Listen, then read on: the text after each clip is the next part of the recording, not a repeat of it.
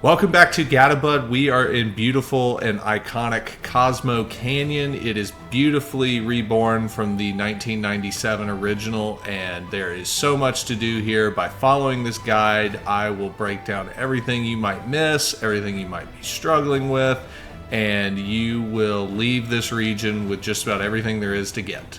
One super important thing you need to do is equip your enemy skill materia, and if it's anything under 4 stars, you need to equip AP up, because you're going to need it to be 4 stars to be eligible for one of the Chadley battles, and you should be able to get enough from the main story and all the quests and everything else as long as you do this right now.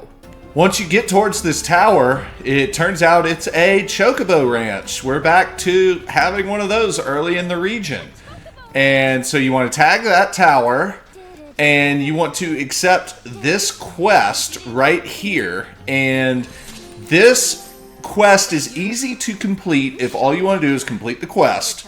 But if you want a platinum trophy, this is one of the most difficult mini games in the game, and I have made a separate video breaking down how to win Glide de Chocobo. Good luck. God bless you. Chocobo minigame time. Believe it or not, this one's actually a little easier than the last one we did all the way back in June. Previously, we had those like automated carts and you had to follow them. Well, this time it's just you pushing and pulling. So yeah, you want to nudge this cart up a little bit and then start pulling it.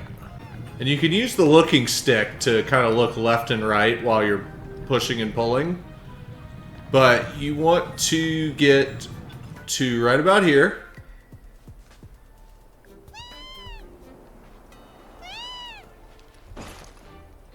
Don't let that one see you. And then we're going to start pushing a little bit again.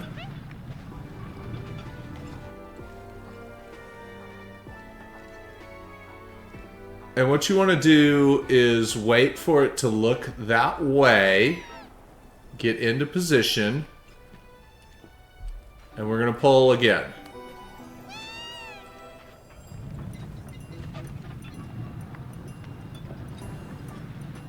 I didn't give myself quite enough room, but I still managed to pull off that maneuver. I should have pushed the cart a little more.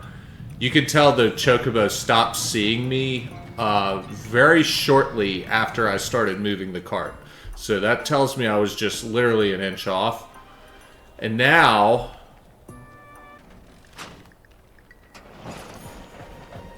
I made it. Let's start pushing again. The track has changed.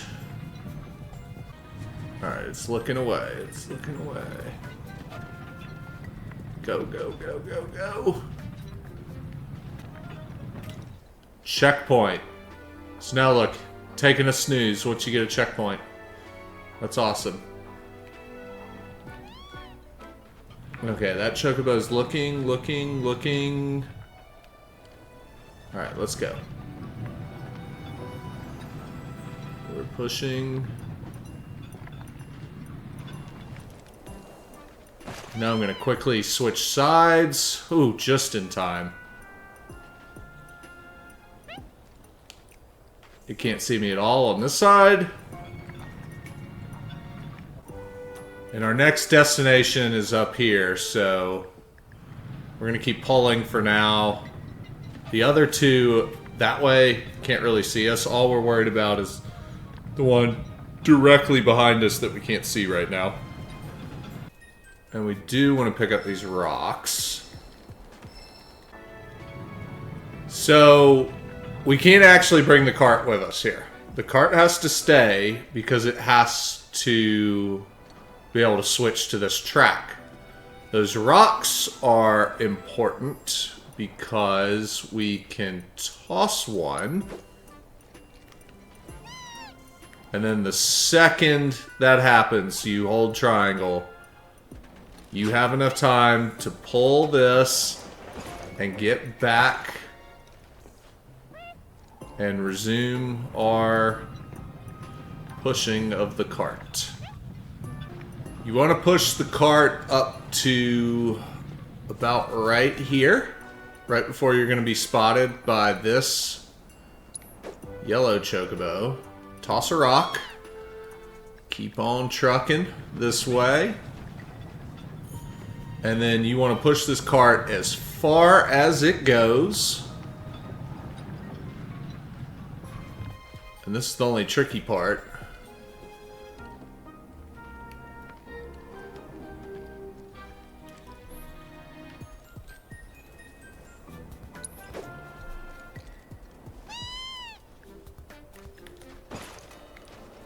Wait till Apony turns, even though you don't have a lot of time. Once you've got your chocobo and you've hit up all of the locations that you have access to right here, it's time to make a decision, and this is a personal choice. You can either proceed into the town across the bridge, and you will be locked into story content for quite some time. Or you can actually turn around and not do that, call your chocobo, and jump off this cliff. Literally. And we are free to explore the entire region and do whatever we want.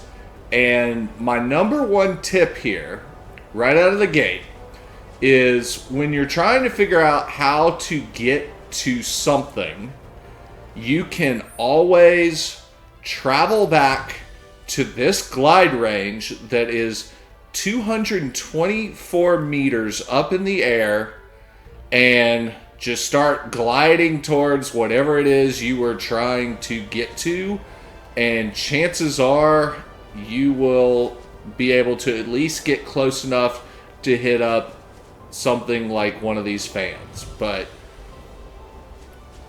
like, for example, this tower, one of the first things we see, we want to hit this updraft right here, make sure we have enough altitude to make it, and then we can literally land on it, just like this. So, should you choose to begin doing all the Chadley Intel objectives, it's a great time to do this. You won't have access to any of the optional side quests other than that one I just showed you. You also won't have access to the proto-relics yet. But other than that, you can complete every other objective in this region. You can get Bahamut Arisen. You can do whatever you want. And if you do all these things, when it's time for you to do the quests after the main story, you're going to have so many fast travel points unlocked that it's going to make it so much easier on you later. So just begin this by hitting all of the towers. You can get all 6 of them. Just keep fast traveling back to those tracks right there and glide off to the next one. A mostly complete map, minus a couple of Choco stops, looks a little bit like this before hitting the Homeward Bound quest marker. So we've got a shockingly large amount of stuff already knocked out. And every place you see these Choco tracks is another one of those ramps to jump off of, and it each says the height of them all. And for some of these things, like the Moogle intel, you need to utilize these and like climb up a hill to get to it. But it's all pretty straightforward, and like I said before, if you just keep going back to this one that's 224 meters up, almost double any of the other ones, then you can glide to a shocking amount of these things very easily. And when you're ready, you're going to get locked into story for a little while, but the story's pretty easy to complete, and then you can do your proto-relics and optional quests and everything else. In the Cosmo Canyon Village, in this bar area, next to the piano. Just go up the stairs. There's a materia on the bar. 1-star chakra. It's something. I mean, after being let into a special room in the observatory after some story cutscenes, don't miss this treasure chest with a crystal megaphone in this room with a computer and some books and whatnot. You gotta come up these stairs to get there. This red room right here has an extremely missable weapon to the point where you would have to use chapter select after beating the game to come back if you missed it.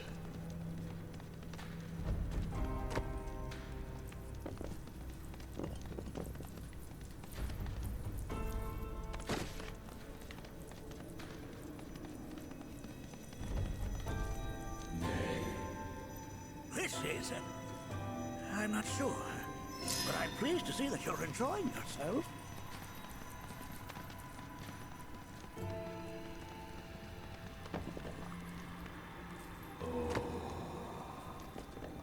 Materia, but it is far more than a magic stone. So there's a 3-star healing materia that was there. Memories and knowledge.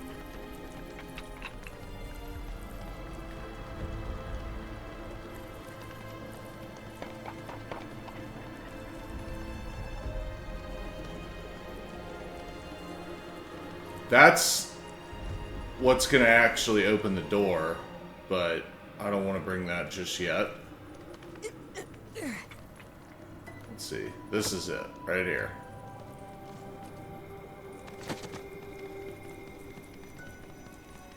Ah, yes.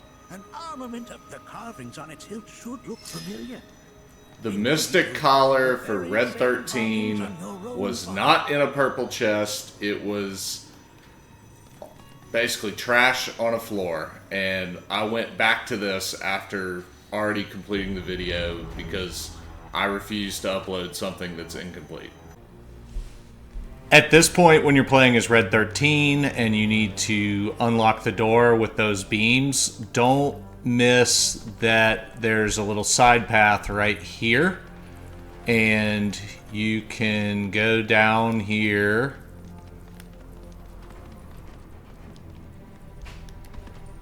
and there's a materia. Fortification 2-star. In the Chamber of Sacrifice, right before the first gate as Red 13, there's another purple crate. We have the Calamitous Bazooka for Barrett. And then after taking control of Cloud at the Village of the G, at this spot, you have to try really hard to miss this one, but it's here. We have a Ceremonial Staff. Just look for the bench in the store.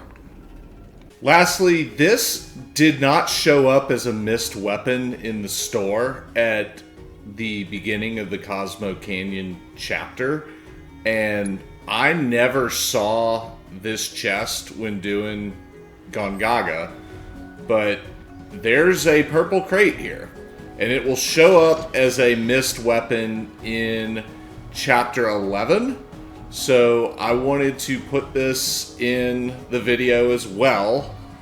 I'm pretty sure that this was actually obtainable in the Gongaga video and I just missed it, so here it is now. Region overview time. I've already shown you a lot of the map already. This is what I consider my mostly finished product, where I feel like I've found most everything there is to find. I've spent a lot of time here. This is a fun region to fly around in, and I think you're really going to enjoy it. I'm at the point where it's time to go board the Tiny Bronco again to go to the next region. I wanted to touch on the quests real quick. We already did the Chocobo one, and if you need help with that, again, check out my video on Glide de Chocobo. I did a dedicated video on it because it's that hard of a minigame. And then there's a couple of quests that you can get, these 3 after you are done. Most of them are just straightforward battles. This one, a little added complexity. I'll go over that, but the quests aren't really worth going over for the most part. This quest is really straightforward. You have to go to 5 different locations on this map and complete easy battles at them. I'm going to show you where all these are, though, because you have to go off of a drawing. This is the first one. And you can see it's on the ground level. This is the second one. And it is mostly accessible from the ground level as well. Just go up those stairs. The third one is not far off either. And it's also ground level.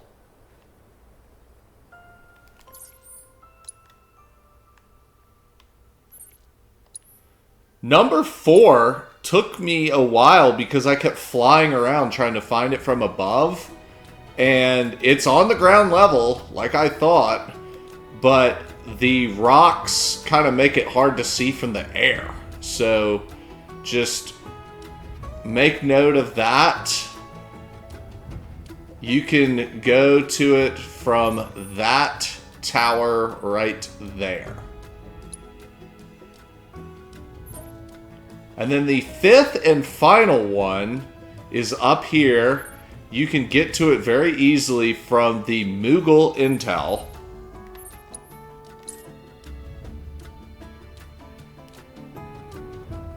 And it's just kind of on like a back road, really near a Choco stop right here.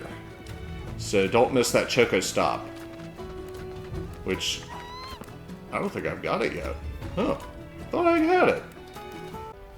I don't know why, but I kind of struggled to find this point on the map when the solution's literally right in front of my face. I circled around this area for a while. I'm at the airstrip right here. There's just a hill right there. Like, you can run up the hill, no big deal. Sometimes I'm a dum-dum too. For the proto-relics, you have to play a minigame called Gears and Gambits, and there is a hard mode version after you have completed the original version. And instead of doing the regular version, I thought I'd just do each of the hard mode ones. Now, on the 4th and final proto-relic, I did the automatically assign Gambits option to the robots before that final mission, and I used that configuration for all 4 of these hard mode ones. And I'm not gonna lie, I'm actually kind of surprised how easy this ended up being. Each one of these hard mode battles has a gimmick, and this one is that you are limited on head count for each of your 3 robot types. So essentially what that means is you have to win this by only summoning 9 robots. So if your robots start to go down, this isn't going to go well. So as you can see, I kind of started the battle off by just matching weaknesses on the flans that were spawned initially. There's never any perfect moment to use your regen or comet that you can use one time per battle, but I feel like I use them in pretty good spots here. And then once my ATB meter started to fill up and I started to see openings, I just went ahead and spawned all the robots I possibly could and just went for the win outright without any knowledge of what flans might spawn moving forward. The battle ended up being a complete blowout because I finished with like a minute left on the clock. No big deal. On to round 2.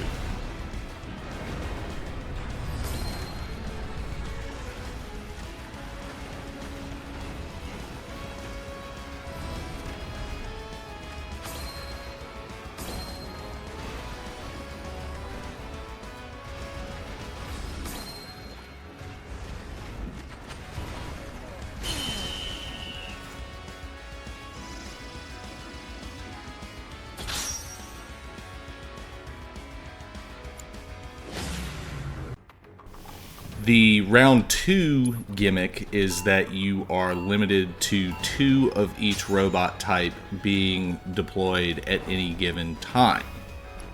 So my general approach here in the beginning was, again, just match weaknesses with what the flans get spawned with. So when you're doing that, you want to check which robot gets that blue exclamation point above the elemental icon of the enemy you're facing, and then select that robot. So you don't actually have to memorize the weakness and strength matchups here. And then eventually you have your full lineup of robots out, and then it's at this point you are just keeping watch on how many are out, and when you see one go down, you just want to immediately replace it. And it doesn't necessarily have to be on the same third of the board that the one that went down was. It can be somewhere else that makes sense, but what I've found is you're not really doing yourself favors here by withholding robots to wait for flans to spawn. So, like, as a secondary strategy, like, if there was already 2 fire ones out, for example, and another flan spawn that was weak to fire, I would just find the one that was doing neutral damage to that flan and put that one out instead. And then you can just kind of go from there, like if one of the fire ones went down or what have you. So you gotta just kind of be mindful of that. And then my strategy with Comet is always to just save it for a pickle when I feel like I need it badly to create an opening for some robots to get to the boss. I basically never wanted to use Comet, though, if it wasn't going to hit the boss on top of at least 1 or 2 flans. Like, I thought it would be a waste if I did anything less than that. And then the region one's a little more subjective. Like, it helps a little bit, but it generally only delays the inevitable by a little bit. And this is not one of those ones where you are starved on ATB and need to keep bringing out more robots since you're limited on head count. So region, not as big of a deal here.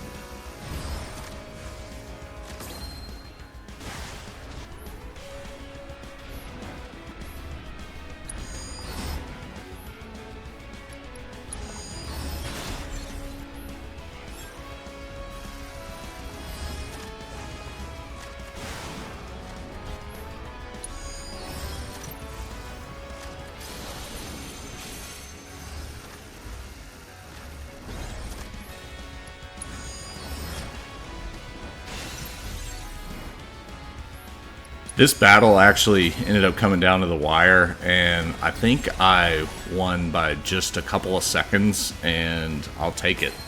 On to round 3 we go.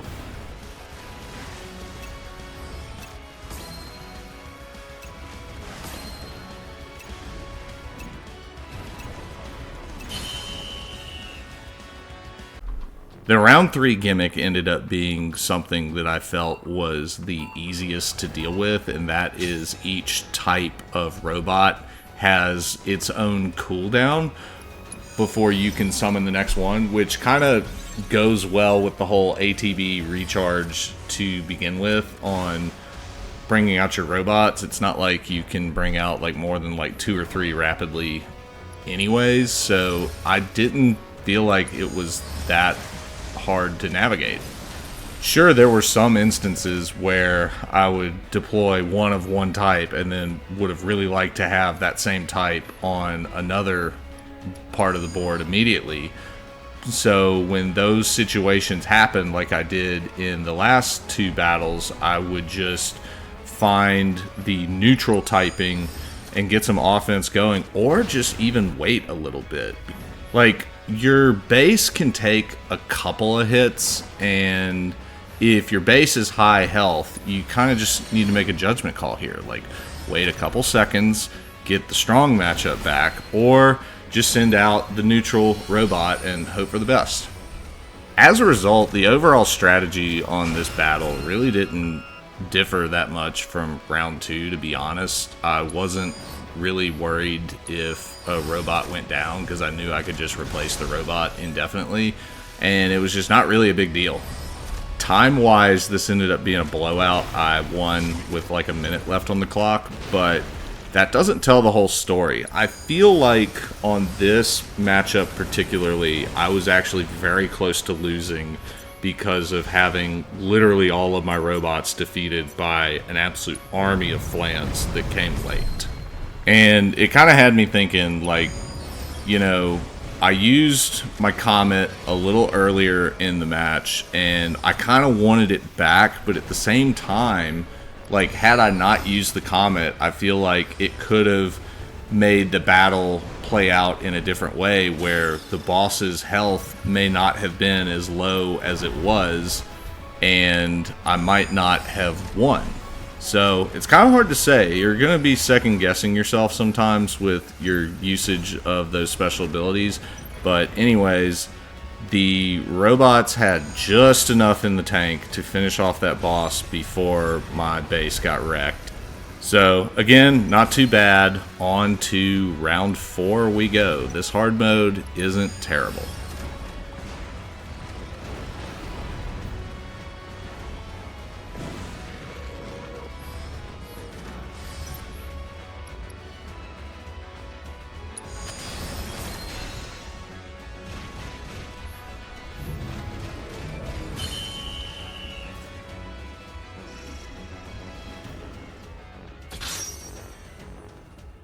Now, the final gimmick, on the other hand, this one was something else. The Flan will change elements, and you are blocked from summoning the robot that is the same element. So the beginning of this, it's blue, so you can't do a blizzard robot.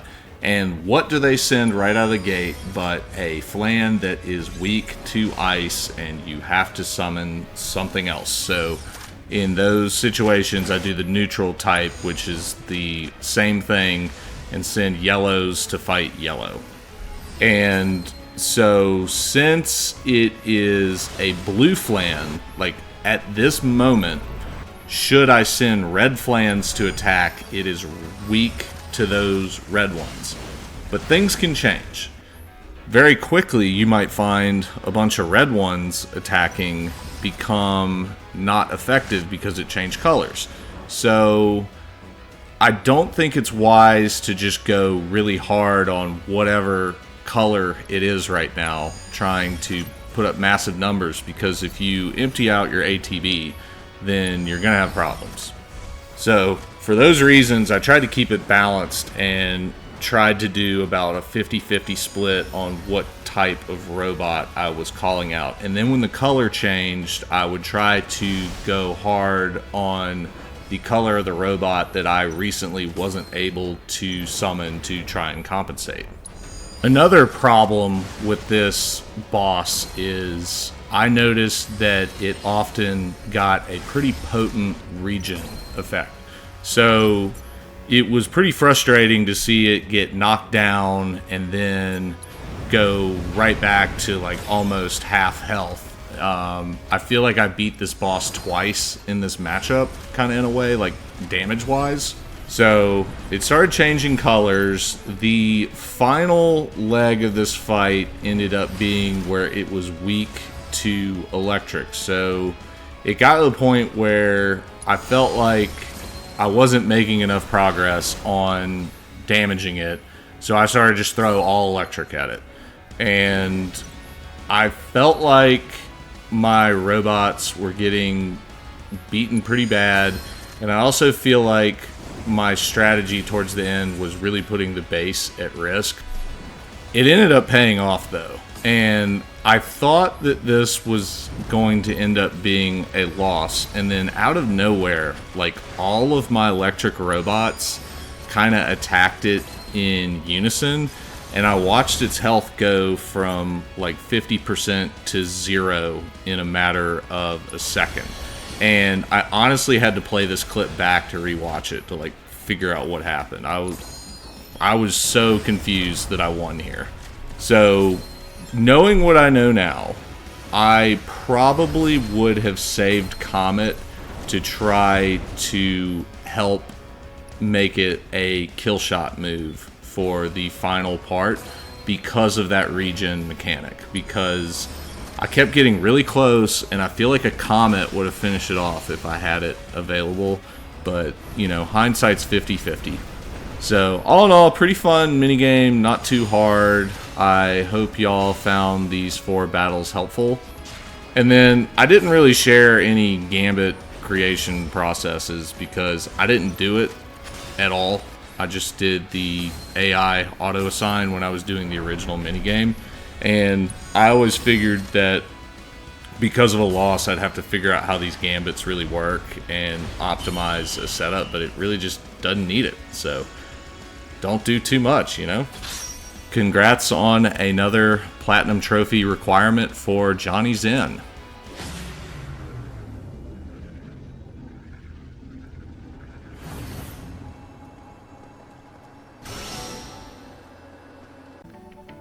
Chadley's Materia in this region is intriguing. We have a Synergy Materia, a Poison and Petrify Materia. I'm very excited about this one. That's an instant equip on Aerith.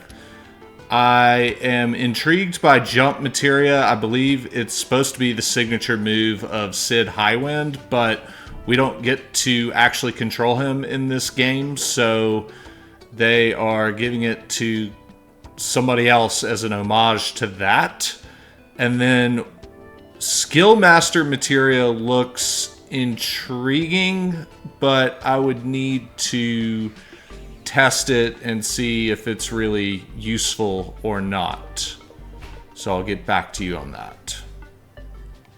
So I did do a test of that materia, and I think I like it. So you gotta use 3 different moves. Like, I can't just use Focus Thrust over and over and over, but let's use this as an example. Let's get Quetz to land. Alright, I'm going to use Focus Thrust. Didn't even hit. Whatever. Now I'm going to use Braver as my 3rd move. And look, I got like a lot of ATB back. So, like, I think it's a good materia, personally. And when you level it up to the full power, I think you're pretty much going to get to use a free move every 3rd move, as long as you diversify what you're doing. So, definitely worth using. This region we get Bahamut Arisen. This video will end with me taking him on at full might. The other things we have are a First Strike materia, a Level Boost materia, and a Magic Up materia for doing the Fiend Intel missions. And then the Defeat a Large Amount of Enemies one gives us a 2-star Barrier materia. And then the final one gives us enemy skill Rancid Breath. I'm 50 AP away from the 4-star enemy skill, which is why I said at the beginning, equip your enemy skill with AP up if you're not 4-star. And because of this interesting requirement, take down the enemy without recovering HP, I will be including that battle in this video.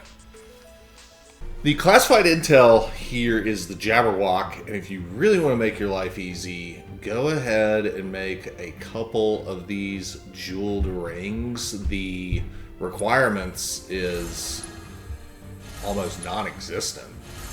I mean, that's not a big deal. And so whatever 3 characters you plan on using, go ahead and slap those jeweled rings on them. And then also you want to put elemental materia and fire on Cloud and whoever else you have on the team. I like to use Tifa. And then here's the Jabberwock. We are going to take him on, and I beat him without the petrification resistance, but this should make it an absolute cakewalk. I'm pretty sure I'm out of the item to cure petrification, so I needed to do that. And this is just a straightforward fight where you want to deal a bunch of fire damage and you want to not get your team petrified. And that's the petrification breath right there. Aerith is not petrified. So this is just one of those know thy enemy type battles, and I'm just going to start flinging fireballs at it until it wants to tap out. So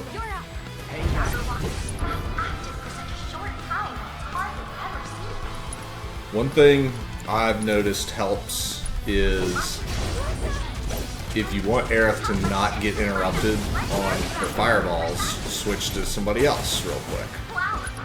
Now I'm going to ping pong off of her ward. You can actually get a double cast from other characters by going on Aerith's arcane ward. I bet you might not have known that. And then I want to make sure that I get all of the unbridled strength procs off of Tifa. And then I'm just preparing for a big stagger, so I want to get the ATB very high on everyone.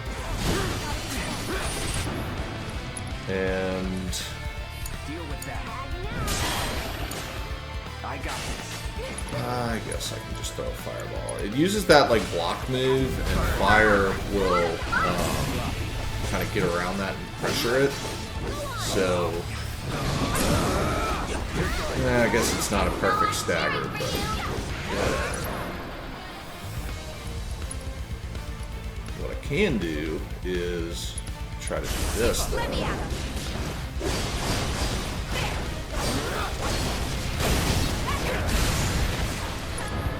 Yeah, that's cool. I'm going to throw a braver at it. A decent stagger. I'm happy with that. And then I'm just going to do the same thing again. And now it's going to be even easier because, oh yeah, let's bring out Kujata and start throwing fire from Kujata at him too. Duty calls. This battle is just stupid easy with those adjustments. Without petrification in play, this is like a cakewalk. So, use Blazing Horn with Kujata. I like to keep Kujata equipped to Cloud because you get some good combat stats from it, with like attack power and stuff. Whereas the other ones are kind of more like magic attack focused. So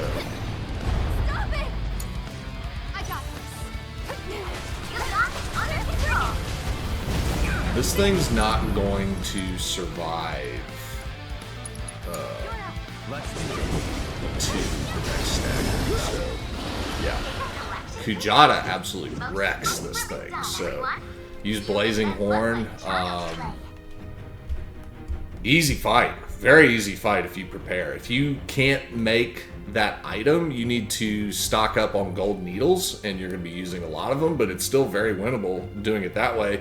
That's how I got the first win on it. As is custom, the regional videos end with me taking on the regional summon on full might, even though I can do an easier version just because it's fun. Bahamut is my all-time favorite summon from the Final Fantasy series, so I was super excited for this one, and it's a great fight, but on full might, there's a little bit of a problem. Now, I was kind of on the fence between Barrett or Aerith as my third slot. I pretty much always use Tifa on these battles because of her ability to impact stagger and raise the percentage. So that works really well for me, but I will situationally use a different third character, and the reason that I went with Aerith, she's actually not amazing offensively on this battle, but I didn't want to run out of MP. And so I knew that at the end of the day, I could just keep soul draining and have MP with Aerith. So that's why I went with that. This battle's pressure mechanic is like the Mind Flayer, where you can pressure it from doing synergy abilities, but the problem is the pressure duration from said synergy ability is enough to maybe get 2 focus thrusts off with Cloud if you're lucky. Most of the time, only 1. So, like, it's obviously helpful, but it, like, isn't at the same time. You know what I mean? My overall battle strategy is to utilize the synergy moves and try to force pressure, despite the fact that it's not very good. And I need to use synergy moves anyways. And I figured out that the right time to do it is when his wings pop out when he's charging up his move. And it provides a really good opportunity to get it off interruption free, and then he's also still just kind of charging up, so it like gives you an opportunity to get those focus thrusts off and try to raise that stagger meter. So I want a couple of things to happen from the synergy moves. I want to raise all 3 characters' limit levels. I want to get the infinite MP buff for Cloud and Tifa to start spamming some cures and keep our health high. I did use the synergy ability that's supposed to assist with the stagger as far as damage goes, and I was attempting to get Tifa's triangle moves off and then use it, and there's just not enough time to get it off and raise his damage to 200% before you get it off, so you kind of got to make a choice there, or you can just ignore the perk of that move and try to use it for pressuring him instead, which that's also completely valid. Now, as far as the limits go, like, I want to raise the limit level. I have Cloud equipped with the limit siphon materia in case health is high and I don't need to use Aerith's limit, but the opportunity in this particular fight never really materialized. But using the level 2 limit, Ascension, and Tifa's equivalent one, which I don't think I actually got Tifa's level 2 limit off in this fight. I think it's like Dolphin Fist or something. Those are super helpful for also raising its stagger gauge. So in a lot of these fights, you saw me use the limits as damage for while it's staggered, and I suppose you could here. I mean, take advantage of opportunities you get, but I was more interested in getting that second stagger more quickly by using the level 2 limits. And lastly, despite the fact that some of Bahamut's moves will inflict slow or other things, I was still trying to get Magnify Haste off using Aerith when I was able to, and I also wanted to keep Aerith's Radiant Ward up and try to keep her ATB high. And I never did in this fight get an opportunity to actually pull off a Soul Drain, but that was also one of my high priority things. Now, with Aerith, the level 2 limit for her makes you invincible to physical damage, and I tested it on Giga Flare. It doesn't work on Giga Flare, but as you see in this video, it is super helpful for after Giga Flare finishing this thing off. So remember that, keep that in the back of your mind. Gigaflare is a massive problem in this fight. It pretty much, without fail, will one-shot my party. And I did a little bit of testing because I wanted to figure out if it was survivable at all. And it is, but at level 44, at my current point in this game, I need to super buff a character and have Mana Ward up and probably Shell as well, and possibly Protect. There's a lot of variables involved here, and it's not a sure thing that you're going to survive. So for those reasons, you can do this, and if you're way higher level, this might not even be necessary. But I decided the ideal way to beat this easily is to employ a Final Fantasy XI staple, which is re-raise and just wipe and move on. So I executed that here flawlessly using Phoenix.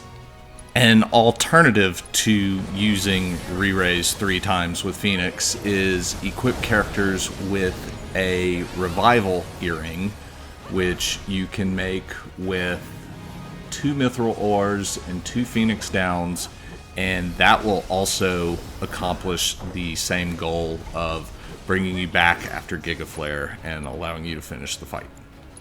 So once Gigaflare is behind you, this fight's pretty simple, and I'm able to finish this pretty easily after that, despite my summon being not offensively relevant, you know?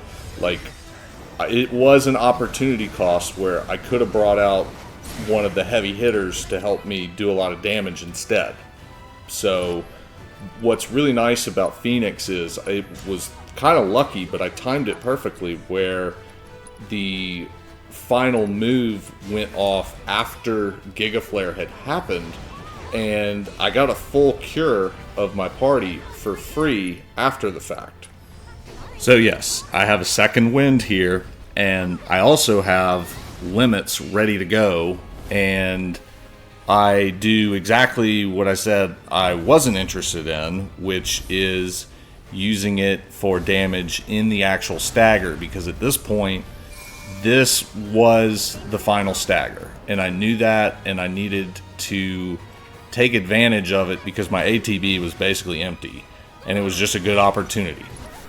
And then the next opportunity was to utilize Eris level 2 limit and basically make me invincible to close out this fight, which gave me a big comfort level after having done such a good survival of Gigaflare. Overall, a pretty awesome, fun fight, and I'm very thankful that you tuned in to Gadabud today, and I thank you. If you haven't already, it would mean a lot if you click that subscribe button. I'm very close to getting monetized, and at this point, all I need is people to press the button. The watchers are there. My metrics are great. Next up is the Nibelheim video, and that should come in the next coming days, and I am super excited to go check out that region. It is absolutely iconic in the lore of Final Fantasy VII, and that's going to be a lot of fun, so get excited for that. Also, don't forget there's a separate video for Glide de Chocobo. If you have been struggling with that minigame, that is linked in the description. Go check that out. But until next time, my friends, I thank you very much. Enjoy, and I'll see you again soon.